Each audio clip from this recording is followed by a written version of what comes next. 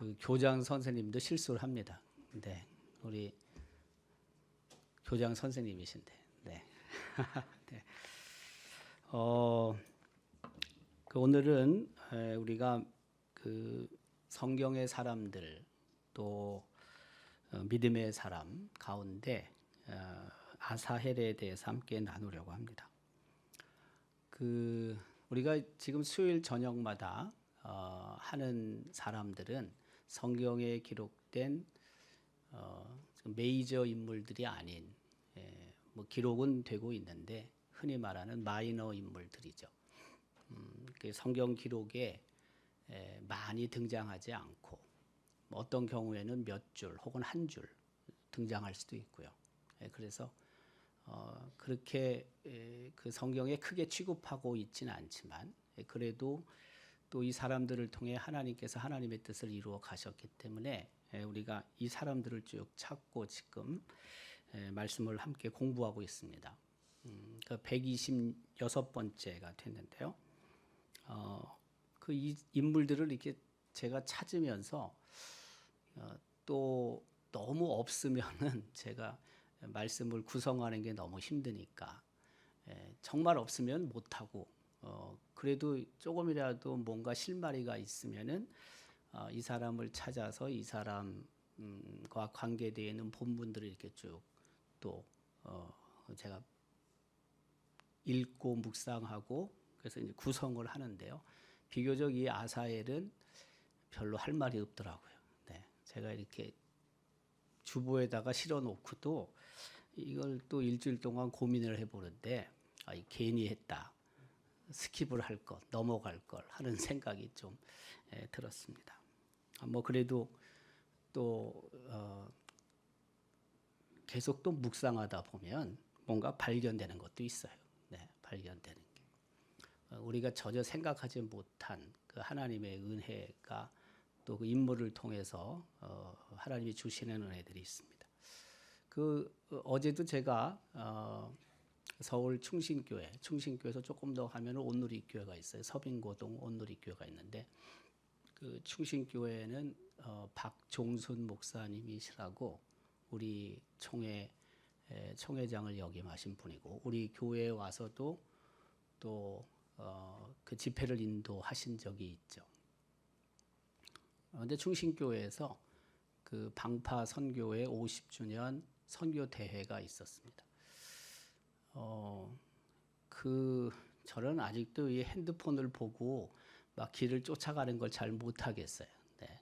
근데 어쨌든 그 기차를 타고 서울역까지 가서 서울역에서 이제 제 생각에는 택시를 타고 가는 게 제일 편한데 이게 4호선이 거기 있는데 4호선이 근처까지 간다는 거예요. 그래서 4호선 타는 거는 그렇게 어려운 게 아니니까 4호선을 타고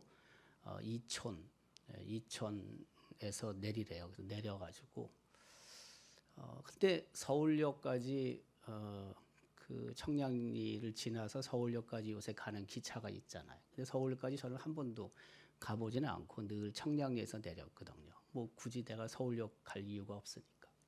근데 제가 그런 생각을 했어요. 청량리에서 서울역을 가는데 이 기차가 어디로 가냐. 여러분 생각에는 혹시 그렇게 생각할지 모르겠는데 그 청량리까지 간 기차가 지하철 1호선을 뚫고 그 철로로 서울역까지 가는 게 아닌가. 혹 그렇게 생각하실 분이 있을지 모르는데 그건 말도 안 되는 거고 그 지하철하고 우리 보통 열차하고 다른 거고요. 그렇다고 해서 청량리에서 서울역까지 가는 그 철도를 새로 만들 수도 없죠. 그게 무슨 한두 푼 들어가는 거예요. 철도를 하나 만든다는 게. 그래서 처음 가면서 제가 비로소 한번 생각을 해봤어요. 이게 어디로 가나 도대체. 그 생각을 해보니까 기존에 있는 철로를 사용할 것이다. 보나 마나지. 그걸 뭐 고위까지 가는데 어떻게 철로를 또 다 건물을 부시고 거기다 철도를 내겠습니까? 그래서 그렇게 가겠구나. 뭐 왕십리에 어떻게 해가지고 용산으로 가서 서울역으로 가겠구나. 이런 생각을 했는데 진짜 그렇게 가더라고요. 이 기차가. 근데 가는 길에 그 서빙고라는 곳에서 내려주면 좋은데 왜 바로 그 옆에 있거든요. 이게 안 내려주는 거야. 예, 여기 없어요. 그냥 서울역까지 가야 돼 그냥. 근데 서울역까지 가서 제가 내렸는데 정말 우연히 우리 교회 한 집사님의 따님을 만났어요. 예, 딸을 만났는데 전혀 예상도 못했던 그 내려가지고 에스컬레이터를 타고 올라갔는데 서 있는 거예요. 네, 마스크를 쓰고 있는데 분명히 맞아요. 저도 알아보고 또 우리 그분도 알아보고 일이 있어서 왔대요. 네. 그리고는 제가 4호선을 타고 이천역에서 내렸는데 그 몇 번으로 나가라. 그 충신교회를 가려면 그걸 제가 핸드폰에서 봐서 나가는데 거기서 또 전혀 생각하지 못한 한 분을 만났어요. 제가 경안여중에서 그 학생들을 말씀을 가르칠 때 그 선생님으로 계셨던 분이에요. 예. 그런데 저를 알아보더라고. 예. 목사님 그러더라고요. 가만 얼굴을 보니까 알 듯 말 듯해요. 예. 알긴 알겠는데 이름이 잘 생각이 안 나. 예. 그래서 자기가 그래요. 경안여중 얘기를 그건 나도 알겠는데 도대체 이름이 잘 생각이 안 나더라고. 그래서 이제 여기 오늘 기도했지만은 우리 박영신 권사님 동생 박영정 선생이 거기서 교사를 했었다고요. 같이 친하게 지냈던 선생님이야. 예. 그 저는 그 성이 그 세 명이 같이 잘 지낸 것 같았는데 이름을 얘기를 하는데 제가 얘기를 할 때 이경숙 근데 황경숙이야. 그 선생님 이름이. 예, 그래서 어쨌든 이제 정말 한 뭐 제 생각에 30년 정도에 만난 거죠. 정말 오래간만에 만난 거죠. 근데 이분이 평촌에 살고 있는데 온누리 교회에 모임이 있어가지고 그 아침에 한 9시쯤인데요. 거기 온 거예요. 참 열심이다. 그때도 믿음이 참 좋았는데 참 열심이다. 평촌에서부터 서빙고까지 오려면 여러분 생각해 보십시오. 그 지하철을 타고. 그런데 온누리 교회에 그런 모임이 있고 그리고 일주일에 한 번씩 거기 온다는 거예요. 참 대단하다. 전혀 생각도 못한 분을 만났어요. 그리고 이제 모든 것을 다 마치고 청량리에서 기차를 타는데 이번에는 또 예, 동부교회 반주자로 수고했던 우리 경안여중 음악 선생님이 하나 있어요. 네, 김모모 선생님이라고. 네, 그 김권사인데 거기서 또 만났어. 참 그 생각지도 못하는 사람들을 만납니다. 네, 어느 날은 제가 그 앉아 있는데 옆에 우리 집사님이 한 분이 앉더라고. 지하철에서 서울역 그 1호선 지하철. 여러분 그런 일도 벌어집니다. 전혀 생각하지 못했던 일들이 벌어지거든요. 네. 그리고 성경에서도 여러 인물들을 우리가 전혀 기대하지 못했던 인물들을 만나게 되고 그런 인물을 통해서 하나님이 우리에게 주시는 말씀들을 우리가 또 듣게 되죠. 그래서 오늘 아사헬 뭐 전혀 여러분들도 아주 단편적으로 우리가 알 수밖에 없고 또 성경도 그렇게 길게 아사헬에 대해서 언급하고 있지 않은데 또 하나님이 각자에게 새로운 도전과 또 은혜를 주실 수 있기를 주님의 이름으로 기원합니다. 아사헬의 의미는요. 하나님께 의해 만들어진이란 뜻이랍니다. 네. 그러니까 아사헬은 하나님께서 특별히 만드셔서 어쨌든 하나님의 뜻을 전하든지 또 하나님의 일을 위한 도구로 사용하시고자 하셨다는 거죠. 그렇게 우리가 또 인정을 할 수밖에 없죠. 이 아사헬은 다윗의 조카입니다. 다윗의 누이가 수루야인데, 근데 그 수루야의 아들이에요. 그 역대상 2장 13절부터 16절까지는 그 다윗의 형제들의 언급을 쭉 기록하고 있고요. 그리고 16절에는 다윗의 누이들에 대해서 언급을 해요. 두 사람인데 그들의 자매는 수루야와 아비가일이라. 그리고 이어서 수루야의 막내 아들이 바로 아사헬이다라고 성경은 기록하죠. 역대상 2장 16절에는 수루야의 아들은 아비새와 요압과 아사엘 삼형제요. 그렇죠? 그리고 사무엘하 2장 18절에는 역시 아사헬이 수루야의 아들이라는 것을 말하고 있죠. 삼형제. 네. 우리도 처음엔 삼형제였는데 엄마 아버지가 좀 느지막하게 저보다 10살 어린 막내를 낳았어요. 아들놈을. 원래는 우린 삼형제였는데 우리 어머니도 태몽을 밤 세토를 꿨대요. 밤 세톨. 삼형제지 뭐 이게. 근데 10년 만에 하나가 더 나왔어요. 네. 삼형제가 굉장히 익숙해요. 예. 어쨌든 요압, 아비새, 아사헬은 다윗의 조카다. 예. 근데 오늘 우리는 저 세 명 중에서 이제 아사헬에 대해 집중적으로 함께 말씀을 나누려고 합니다. 아사헬의 특징이 있는데요. 첫 번째는 뭐냐면 발 빠른 사람이었다. 굉장히 그러니까 빠르게 움직이는, 달리기도 엄청 잘하는 뭐 그런 사람이었던 것 같아요. 사무엘하 2장 18절은 기록하죠. 아사헬의 발은 들노루같이 빠르더라. 예. 노루가 굉장히 빠르잖아요. 네. 여러분들은 뭐 다 어떤지 모르지만은 저는 어쨌든 결혼을 할 때 내 와이프가 될 사람이 이런 사람이면 좋겠다. 꼭 지금 우리 집사람이 그렇다는 건 아닌데, 네. 이제 그런 생각을 제가 했어요. 1번 오랜 믿음의 뿌리를 갖고 있으면 좋겠다. 네. 아버지, 뭐 어머니 위에 이렇게 쭉 믿음이 계속 이어진 가정의 출신이면 좋겠다. 뭐 아니면 할 수 없겠지만 어쨌든 저는 그런 마음이 있었고, 또 하나는 눈이 좀 초롱초롱하면 좋겠다. 눈을 보고 있습니다. 네. 눈이 좀 빛나면 좋겠다. 예. 공부를 잘하는 것과 지혜로운 건 좀 차이가 있거든요. 네. 공부를 암만 잘해도 지혜롭지 못한 사람이 있는 반면 지혜롭긴 한데 또 성적이 별로 안 좋은 사람도 있습니다. 근데 나는 그 둘 중에서 지혜로운 사람이면 더 좋겠다. 뭐 공부는 좀 못해도 뭐 좀 안 해도 뭐 그거 그렇게 중요하지 않거든요. 네. 나이 먹어가면 갈수록 그거 별로 중요하지 않습니다. 뭘 판단하고 행동할 때 슬기로운 게 훨씬 좋죠. 네. 그래서 눈이 좀 초롱초롱하면 좋겠다. 빛나면 좋겠다. 세 번째는 제가 마음에 품고 있었던 게 뭐냐면 좀 건강하면 좋겠다. 근데 이 모든 것의 운동의 기초는 달리기입니다. 달리기. 잘 달려야 됩니다. 빠르게 달려야 됩니다. 근데 빠르게 달리기 위해선 발목이 얇아야 됩니다. 가늘어야 됩니다. 한번 보세요. 한번 여러분 다.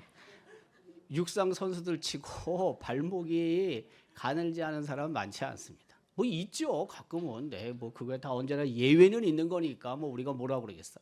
그러나 어쨌든 발목이 좀 가늘면 좋겠다. 세 가지 중에 우리 집사람이 다 적용할 수 있고 맞는 건 아니에요, 물론. 네. 근데 어쨌든 제가 생각할 때 이제 사슴 노루가 잘 달리잖아요. 근데 정말 가늘죠. 네. 건강하다는 뜻이에요, 건강하다. 모든 것의 기초는 어쨌든 달리기니까. 들노루 같이 빠른 사람이 아사헬이었다는 거예요. 두 번째는 큰 용사. 저기 보면 큰 용사라고 아사헬을 평가하고 있는데, 그 군사 중에 큰 용사라는 것은 용장이라고도 다른 성경에 번역하고 있죠. 네, 용장 혹은 큰 용사.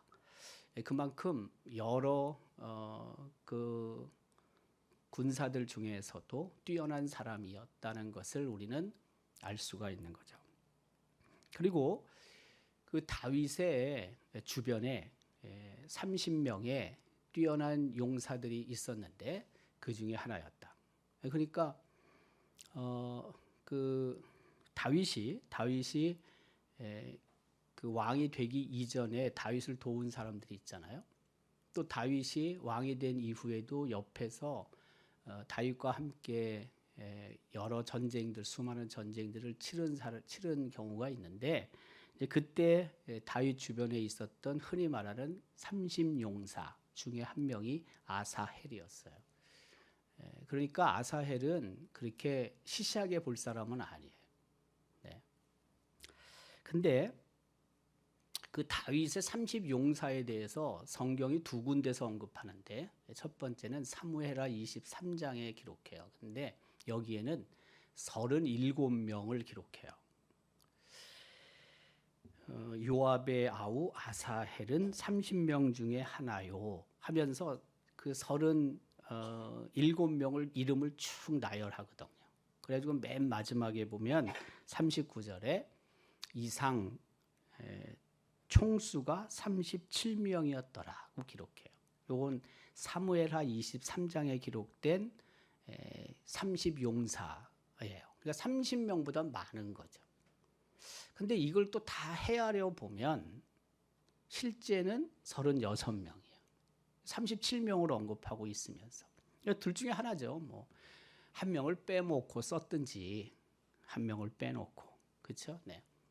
아니면은 36명인데 37명으로 썼든지. 네. 뭐 우리가 그렇게 볼 수밖에 없어요. 그리고 또 한 군데가 나오는데 역대상 11장에는 30용사의 이름이 쭉 언급되는데 총 46명이 기록이 됩니다. 46명이.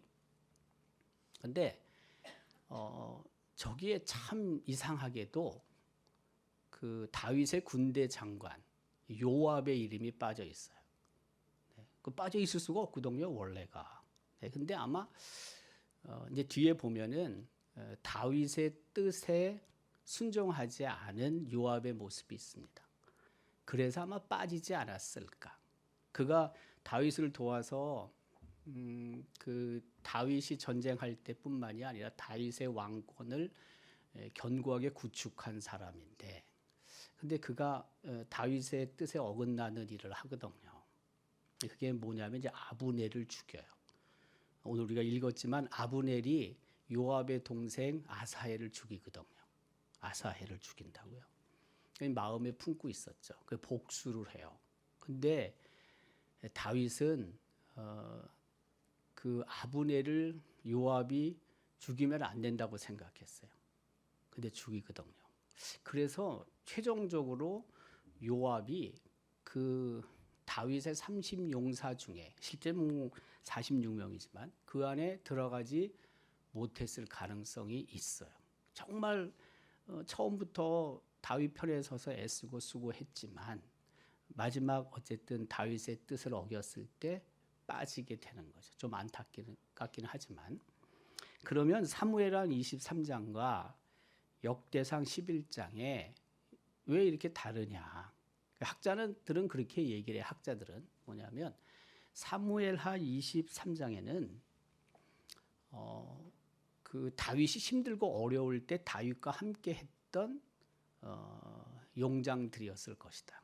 그러니까 왕이 되기 이전에 혹은 왕이 된 이후에도 초창기에 다윗과 함께 그 다윗의 그 어려운 형편에 서서 열심히 다윗을 위해서 섬겼던 사람들. 그러니까 형편이 아주 힘들고 어려울 때 다윗 옆에 있었던 사람들. 이 사람들이 사무엘하 23장의 기록이고 역대상 11장은 그거보다 좀 환경이 더 좋아졌을 때 다윗을 돕기 위해서 더 이렇게 합세한 사람들이 있지 않겠어요? 이런 사람들이 있을 것이다. 이렇게 보통 그 학자들이 생각을 하거든요. 그러니까 어떤 의미에서 엄밀한 의미에서는 사무엘하 23장에 있는 36명, 성경에는 37명으로 기록하고 있지만 이 사람들이 더 다윗에게 충성을 다한 사람들이라고 말할 수 있겠죠. 왜? 어려운 상황 속에서 다윗 편에 서 있었으니까. 다윗 편에 서 있는 거는 사울 입장에서 봤을 때는 원수들이고, 그리고 사울에서는 적대자들이죠. 사울 입장에서 봤을 때. 그러니까 그 편에 선다는 것이 사실은 굉장히 어려운 겁니다. 힘든 겁니다. 그래도 옆에 서 있었다는 거죠. 그래서 사무엘하 23장에 기록된 30명의 용사들이 훨씬 더 그 다윗을 위해서 힘쓰고 애쓰고 위험을 무릅쓴 사람들이다. 이렇게 보통 얘기를 하는 거죠. 네. 그 아사헬이 이제 죽음을 맞이해요. 아까 제가 언급을 한 게 있는데 그 아브넬과 요압은 다윗 편에 있는 사람이고 아브넬은 사울 집안 편에 있는 사람이에요. 아브넬은 사울 왕의 사촌이에요. 사울의 군대 장관이었거든요. 근데 사울이 죽고 나서 사울의 아들인 이스보셋을 왕으로 즉위할 수 있게 한 사람이 아브넬이에요. 근데 아브넬과 요압이 이제 팽팽히 맞서게 되는 거죠. 서로 기부 온 목가의 이편 저편에 서서 어쨌든 이제 승부를 좀 가리고 싶어 했던 거예요. 바로 그 내용이고요. 여기 보면은 이스보셋은 어디에 그 거점을 두고 있었냐면은 요단 동편 마하나임에 진을 치고 있었어요. 이스보셋이 거기서 이제 왕으로 추대받거든요. 그때 군대 장관이 아브넬이에요. 그리고 다윗은 헤브론, 예루살렘 밑에 베들레헴 밑에 헤브론에서 진을 치고 거기서 왕이 되죠. 근데 어쨌든 충돌이 될 수밖에 없어요. 왜? 아직 사울 왕가가 다 그 잔존 세력이 사라진 게 아니거든요. 저쪽은 저쪽대로 아직 힘을 갖고 있거든요. 그래서 아브넬과 요압, 사울 집안의 군사령관, 다윗의 군사령관이 기브온 목가에서 한번 붙는 거죠. 그러니까 마하나임에서 이 기브온까지 요단강을 건너서 서편으로 온 거예요. 그리고 헤브론에 있었던 다윗의 군사들은 요압이 이끌고 위로 올라온 거죠. 이게 그 내용이고요. 그래서 아브넬이 이제 싸움을 걸어오게 됩니다. 그리고 요압도 오케이 동의합니다. 그런데 싸움의 결과 아브넬이 패배하게 되는 거죠. 그 사무엘하 2장 16절 17절 내용은 바로 그것을 말하고 있고요. 특별히 17절에 그날의 싸움이 심히 맹렬하더니 아브넬과 이스라엘 사람들이 다윗의 신복들 앞에서 패하니라. 아브넬과 이스라엘 사람은 뭘 말하는 거냐면은 사울 왕의 잔존 세력들을 말하는 거예요. 잔존 세력들을. 근데 패했다고요. 그리고 나서 이제 아브넬이 도망하는데 그때 아사헬이 추격을 하는 거죠. 아브넬의 뒤를 쫓는 거죠. 뭐 당연하죠. 완전히 끝내기 위해서 숨통을 끊기 위해서 그 뒤를 쫓을 수밖에 없죠. 그냥 가만 놔두겠어요. 그거야. 뒤쫓아가죠. 근데 이제 여기서 아사헬이 죽게 됩니다. 그러니까 아사헬보다는 아브넬이 굉장히 그 전쟁에 능한 사람이었고, 그리고 아사헬보다는 아브넬이 훨씬 싸움을 잘하는 사람이었던 것 같아요. 그 내용을 보면 이제 도망을 가면서 아브넬이 그런 얘기를 해요. 나 쫓아오지 말라고. 아사헬에게. 그러니까 아사헬이 그 말을 듣고 멈추질 않아요. 계속 쫓아갔다고요.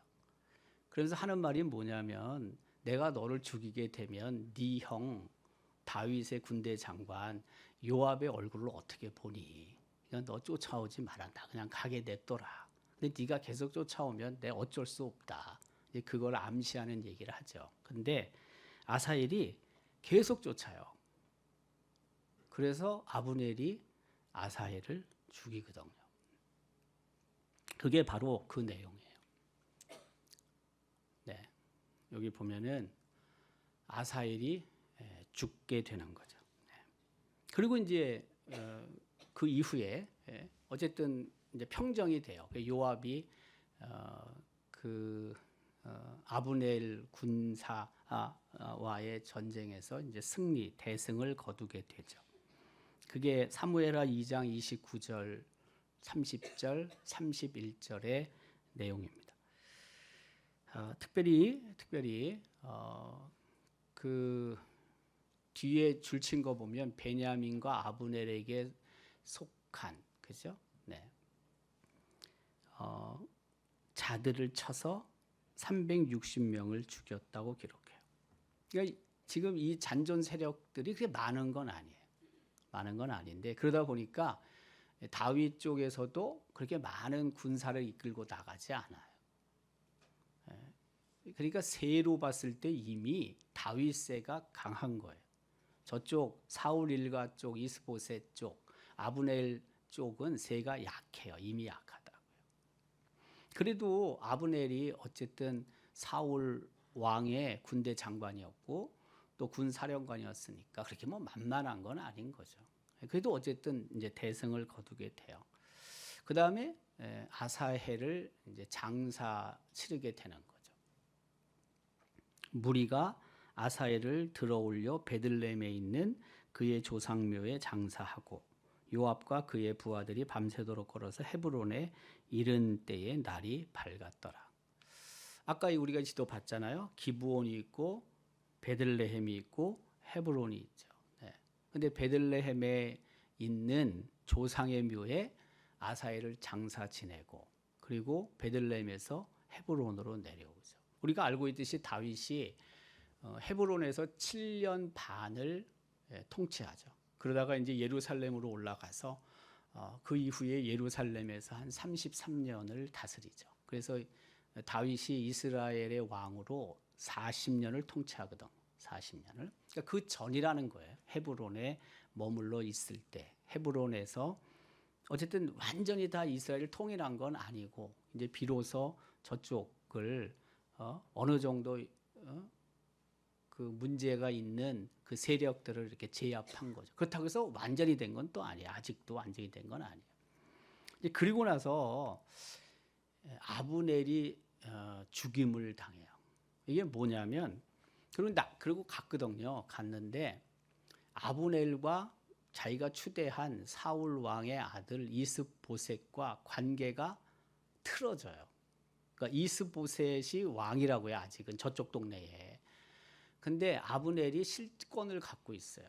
군사령관이거든. 그쪽에 실권을 갖고 있는데 지 멋대로 하는 거예요. 아브넬이 왕으로 세워 놨음에도 불구하고 이스보셋을 아주 무시하는 거죠. 그리고 나서 틀어진 다음에 이 아브넬이 다윗을 찾아오죠. 다윗을 찾아와서 다윗의 왕권을 인정하겠다는 의사를 밝히는 거예요. 그냥 항복하는 거죠. 무장 해제하는 거죠. 일종의. 그리고 이제 다윗이 잔치를 베풀고 그것을 수용하고 그리고 아브넬이 다시 돌아가요. 돌아가는데 그 잔치를 베풀 때 요압은 없었어요. 요압은 다윗의 군사령관이에요. 군대 대장이라고요. 근데 아까 얘기한 것처럼 그의 동생 아사헬을 죽였잖아요. 아브넬이. 근데 그 아브넬이 지금 그 자기네 본거지에 들어와 있잖아요. 몇 명 데리고 왔는데 본거지에 들어와 있다고요. 그리고는 자기는 전쟁에 나갔다 승리하고 들어왔는데 이미 잔치가 다 끝나고 이 아브넬이 다시 마하나임으로 돌아가는 길이었다고요. 그 뒤를 쫓아가는 거죠. 요압이.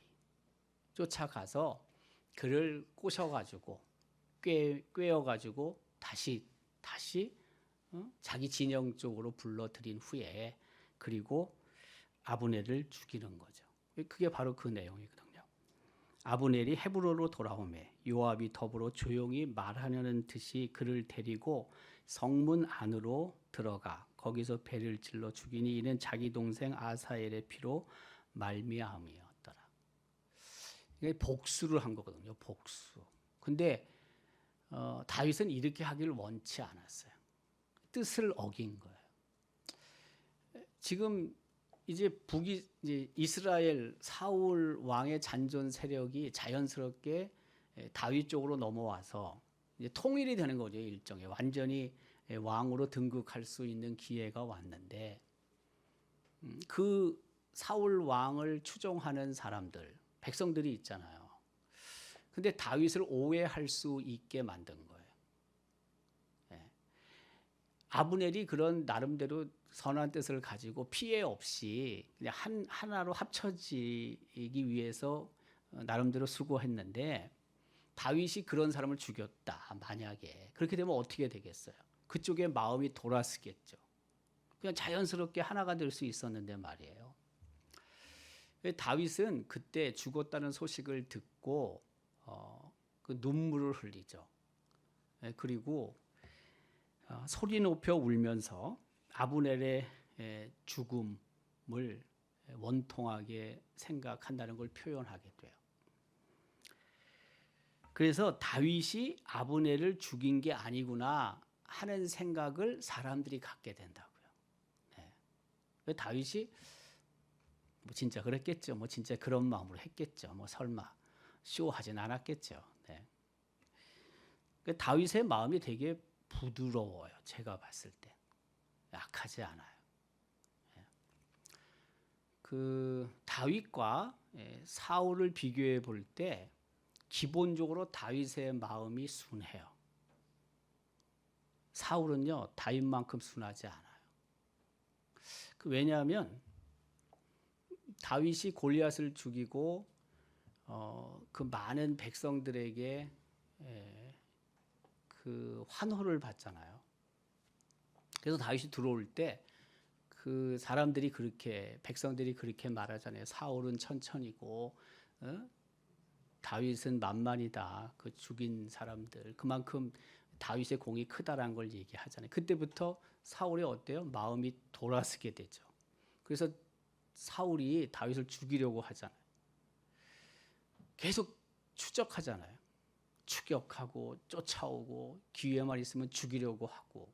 근데 우리가 잘 알고 있지만 그 엔게디 요새 그 앞에 아굴람 동굴에 또 있게 되고 또 그 다 비슷한 동네인데 그 사울이 용변을 보기 위해서 한 굴에 들어갔고 그 굴에 다윗이 있었고 다윗 함께 있었던 사람들이 기회가 왔다고 말하면서 사울을 죽이려고 하고 그 다윗은 그때 얘기잖아요. 하나님께서 기름 부어 세운 종이기 때문에 내 손으로 죽일 수 없다. 죽이지 않거든요. 대신 사울의 옷을 베이잖아요. 그리고 사울이 그 동굴에서 나오죠. 그때 다윗이 말하잖아요. 내가 당신의 옷을 베었다면 옷을 봐라. 옷이 정말 베어졌거든요. 그때 사울이 자신의 잘못을 뉘우치는 말을 하죠. 그리고 돌아가요. 헤어져요. 근데 그 이후에 사울은 계속 다윗 죽이려고 해요. 근데 다윗은 자기가 죽일 수 있었지만 죽이지 않아요. 물론 뭐 다윗이 더 하나님을 신뢰하고 하나님을 의지하고 뭐 하나님에게 맡기는 삶을 살아서 그렇게 했겠지만, 근데 기본적으로 제가 볼 때는요 성품 자체가 달라. 다윗과 사울이 다르다고요. 사울은 틈만 나면 죽이려고 그래. 자기의 어떤 뭐 공이나 이런 것들을 가져갈 수 있는 인물은 죽이려고 해요. 악해요. 내가 봤을 때 사울은 나쁜 놈이야. 이 아주 성품 자체가 악해. 근데 다윗은 그런 기회가 와도 죽이지 않아요. 순하다고요. 곱다고요. 부드럽다고요. 그러니까 다윗이 제가 생각할 때는 아브넬이 죽었을 때 뭐 혹시라도 뭐 쇼를 했다고 보여지진 않아요.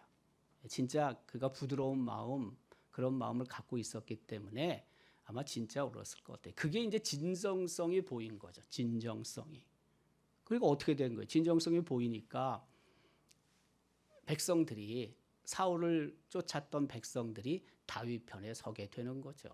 그래서 이 비로소 통합이 되는 거예요, 이게. 그리고 예루살렘에 올라가서 이제 이스라엘을 통치하게 되는 것이고 그 이후에 다윗 시대 때 이스라엘이 가장 강력한 나라, 가장 많은 넓은 영토를 차지한 나라가 되는 거죠. 두 가지를 저는 생각하네요. 첫째는 뭐냐면 아사엘은 특기를 가진 용사였다. 발이 빨랐어요. 민첩하게 움직였다고요.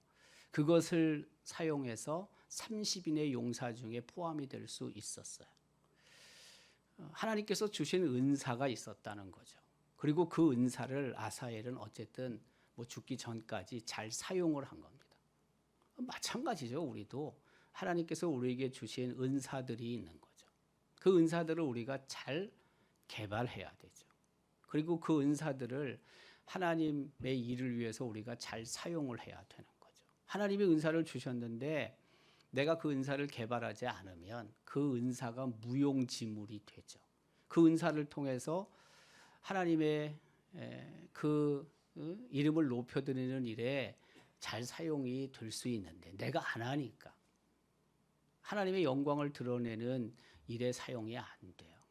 그렇기 때문에 내게 주신 탤런트가 있으면 그것을 내가 잘 깨닫고 그것을 잘 개발시켜서 그게 무엇이든지 관계없이 그걸 잘 개발시켜서 하나님의 이름을 높여드리고 하나님의 교회를 든든히 세워갈 수 있는 도구로 사용될 수 있도록 해야 된다는 거죠. 네. 점점 세월이 흐르면서 하나님이 내게 주신 은사를 내가 사용하지 못할 순간들이 와요. 근데 적어도 그 전까지는 그것을 잘 사용할 수 있도록 내가 계속 그것을 잘 가꿔야 돼요. 가꿔야 돼요. 저는 어제 그 선교대회를 가서 그 방파 선교회가 50주년이 됐대요. 50주년. 그 우리나라 선교회 중에서는 굉장히 오래된 선교회예요. 그 방파 선교회가 우리 외항 선교회 한경직 목사님이 시작하신 외항 선교회도 오래됐는데 이 규모는 훨씬 거기가 크죠. 초교파적으로 하니까. 그리고 이 방파 선교회는 주로 우리 교단 교회들이 후원을 하고 도와요. 근데 그 현재 나가 있는 파송하고 협력하는 선교사님들 22개 나라에 30가정의 선교사님이 나가 있고 인원수는 싱글도 있고 커플도 있으니까 54명이래요. 54명. 근데 그 선교사님들 중에 정말 오랫동안 그 선교지에 가서 우리가 전혀 생각하지 못할 만한 놀라운 사역들을 하는 선교사님들이 있어요. 지금 그 볼리비아에 간 지 40년이나 된 여러분도 이름 들어봤는지 모르요. 우리 목사님이 계실 때부터 그 이름 계속했어요. 무닉베, 볼리비아 무닉베. 이 이름은요. 진짜 오래전부터 있었던 이름이에요. 아직도 은퇴 안 하셨어. 나이가 아직 안 돼요. 40년 됐어. 40년이 넘었어요. 그 볼리비아에 간지. 근데 이 안동 선교부에도 똑같지만은 안동의 선교사님들이 오시고 세 가지 큰 사역을 하잖아요. 우리나라에 들어온 선교사님들이 큰 사역이 세 개인데 첫째는 뭐냐? 교회 개척. 두 번째는 학교 설립. 세 번째는 뭐예요? 병원을 만드는 거죠. 근데 거기도 똑같아요. 40여 년 동안 교회를 세우고 학교를 세우고 그리고 병원을 세운 거예요. 놀랍죠, 여러분? 한 분이 그 일을 다 하는데 뭘 40여 년 동안. 그 병원도 심장도 수술할 수 있는 병원이야. 그 정도면 뭐 된 거죠. 뭐 뇌를 수술할 수 있는 병원이 되니까 그 정도면 거의 뭐 다 하는 거지. 뭐 얼마나 그거 어려운 수술들입니까, 여러분. 근데 이제 올해 은퇴하신대. 그분이 이제 70이 돼서 은퇴를. 그런 분은 제가 볼 때 한 10년 더 해도 돼. 네. 나이가 그래서 그렇지 사실. 네. 그 탄자니아, 아프리카 탄자니아에 가 있는 한 선교사님은 이름이 이종순이에요. 여성일까요, 남성일까요? 여성입니다. 네. 저는 얼굴 처음 봤어. 이종순이라는 선교사님을. 이름은 많이 들어봤는데 큰 사역을 하고 있다는 걸 제가 많이 들었죠. 이름은 그 얼굴은 처음 봤어요. 근데 자기 사역을 쭉 얘기를 해요.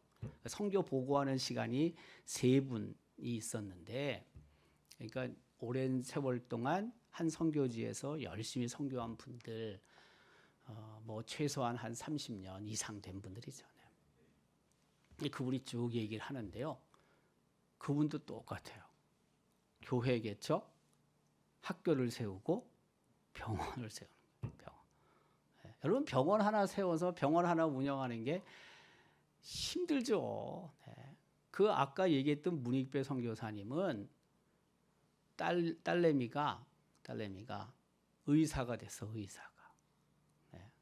그래가지고 의사가 그 볼리비아에 와서 완전히 스테이하면서 그 병원을 섬기는 건 아니고 제가 듣기에는 미국에서 공부를 하고 미국에서 의사가 된 것 같아요. 제가 이 맥락상. 근데 거기 와서 일정한 기간 동안 환자들을 돌보는 거죠. 환자들을. 네.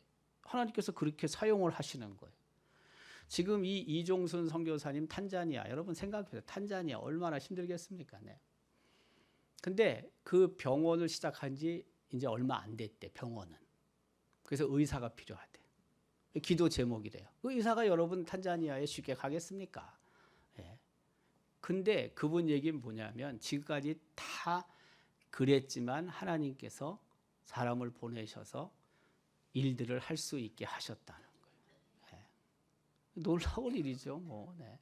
아니 100년 전, 110년 전, 120년 전에 우리나라에도 미국의 의료 선교사들이 수없이 들어왔잖아요. 수없이. 네. 그분들 여기 들어와서 고생했죠. 네. 그래도 그분들 때문에 성서병원도 동산병원도 다 세워진 거지 뭐 이 동네에. 네. 지금도 똑같다는 거예요. 하나님께서 그 일들을 이루어 가시는 거예요. 하나님이 내게 주신 탤런트를 내가 정말 잘 사용을 할 필요가 있는 거죠. 그러다가 또 적당한 때 하나님께서 그 은사를 거두어 가실 때도 있고 그 은사가 약해져서 더 이상 사용을 못하게 될 때도 있는 거예요. 그러니까 그 전까지는 어쨌든 뭐든지 내게 주신 것을 잘 개발해서 힘있게 하나님의 이름을 높여드리는 일에 사용을 해야 되는 거죠. 하나는 뭐냐면 또 아사엘이 좀 안타깝게 죽었습니다. 네. 아마 더 큰 일을 할 수 있었을 것 같은데 저때 죽지 않았으면. 하지만 그 자신이 무엇을 해야 하는지 아사엘은 정확하게 이해하고 있었어요. 뭐 그게 설령 죽는 일이라 할지라도 그러면 아브넬 도망가는 거 보고 그냥 가만히 있어야 되겠어요? 그건 또 맞는 게 아니지. 그러니까 자기에게 주어진 일을 위해서 아사엘은 끝까지 최선을 다한 인물이에요. 최선을 다한 인물이에요. 비록 죽긴 했지만. 네. 우리도 마찬가지예요. 죽든지 살든지 사실은 하나님의 이름을 높여드리는 일을 찾아야 되고 그 일을 위해서 우리는 또 최선을 다해야 하는 거죠.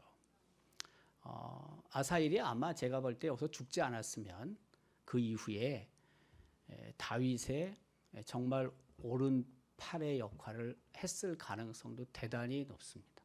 네. 그러나 좀 안타깝게 일찍 간 거죠. 우리가 살아가면서 보면은 좀 더 오래 살았으면 그때 죽지 않았으면 더 큰 일을 할 수 있을 텐데 이런 생각을 갖게 만드는 사람들이 있습니다. 네. 근데 그 생각도 틀린 건 아니지만 적어도 그때 하나님이 불러가셨는데 충분히 하나님이 보실 때 그 정도면 됐다. 네가 이 땅에서 나를 위해 수고하고 애쓰는 건 내가 한다. 충분하다. 라고 하나님이 생각하시기 때문에 불러가시는 거 아니겠어요? 뭐 생명이라는 게 목숨이라는 게 우리 마음대로 되는 것도 아니고 말입니다. 하나님이 불러가시는 그 날이 어떤 사람은 짧은 거고 어떤 사람은 긴 거예요. 길게 가는 거예요. 그러나 우리는 부르심을 받는 그때까지 어쨌든 신실하게 충성을 다하는 것. 그게 우리가 해야 될 일이라는 거죠. 네. 저는 아사엘을 보면서 몇 살에 죽었는지 잘 모르겠어요. 아사엘이 솔직히. 하지만 느낌상 맥락상 짧지만 굵게 살다 갔다. 짧지만.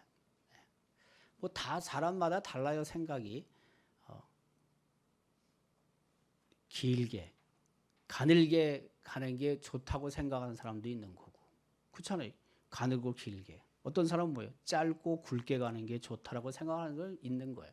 그럼 뭐 제가 볼 때 이 사람이 맞다, 저 사람이 맞다라고 할 수는 없어요. 다 생각이 다른 거니까. 네. 여러분 어느 편에 서겠습니까? 네. 이것도 저것도 아니에요? 이것도 저것도 아닐 수도 있지만은 그럼 어쨌든 둘 중에 하나 내 맘대로 되는 건 아니에요. 물론 하나님 이것도 하셔야 하는 일이지만은 여러분 나름대로 그런 부분도 한번 생각해 볼 필요가 있다는 거예요. 짧고 굵게 간다. 그럼 뭐 죽음이 그렇게 크게 겁나는 거 아니죠. 뭐 그냥 주어진 시간 내에서 맡겨진 사명을 감당하면 되니까 말입니다. 아사히를 통해서 하나님이 우리에게 주시는 이 교훈을 잘 또 생각하고 내가 지금 어떤 모습으로 살고 있는지 하나님께서 정말 나를 어떻게 사용하기를 원하시는지를 좀 점검해 보고 그 하나님의 뜻에 순종하며 살아가는 우리 삶이 될 수 있기를 주님의 이름으로 기원합니다.